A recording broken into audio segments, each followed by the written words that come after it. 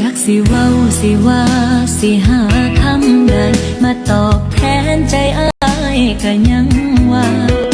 ตั้งแต่เฮาตกลงอยู่กินกันมาก็มีแต่อ้ายที่คอยหักแท้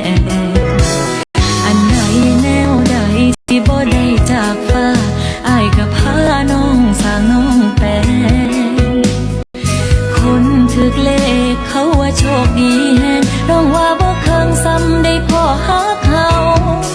ขอบใจเด้อที่อ้ายหักแพงที่มาแต่งแต้มเติมใจเฮาน้องสัญญาสิหักแต่เจ้าจนแก่จนเฒ่าตายหนีจากกัน